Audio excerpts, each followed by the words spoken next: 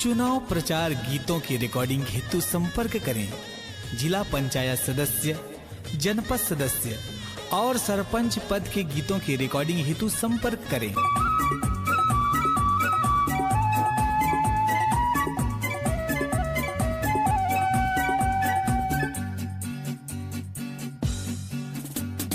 सुन सुन मोर दाई दीदी सुन संगवारी रे, दो पति छाप माझी मोहर लगा होना, दो पति छाप माझी मोहर लगा होना।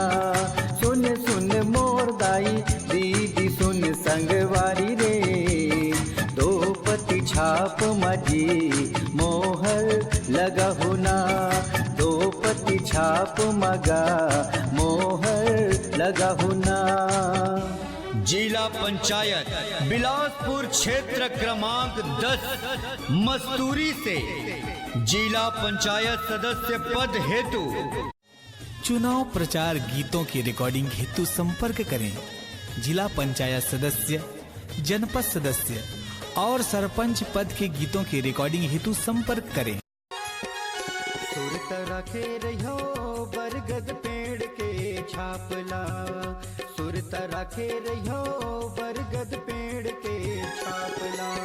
नम्रत दी दिला हम लजताना है, नम्रत दी दिला हम लजताना है, यही बात सब ला बताओ। सुरत रखे रहो बरगद पेड़ के छापला, सुरत रखे रहो।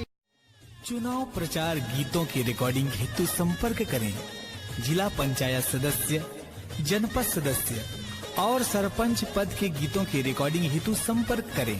कर मटे जुझारू है नूरीता दीदी मोर, बड़ा कर मटे जुझारू है नूरीता दीदी मोर। करही सुख के अंजोर, करही सुख के अंजोर, ही जीविका चारोर जीता वो चलाएला संगी मोर, वही जीविका चारोर जीता वो चलाएला संगी मोर। बड़ा वोट दीहगा भैया वोट दीहना, वोट दीह वो दीदी वोट दीहना।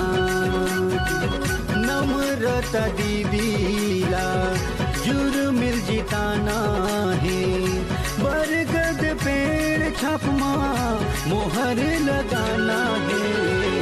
वोट दी होगा भैया वोट दी होना, वोट दी हो वो दीदी वोट दी होना।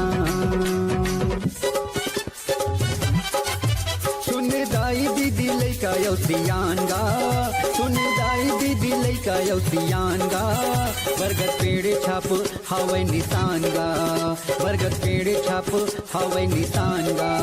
सुन चुनाव प्रचार गीतों की रिकॉर्डिंग हेतु संपर्क करें जिला पंचायत सदस्य, जनपद सदस्य और सरपंच पद के गीतों की रिकॉर्डिंग हेतु संपर्क करें।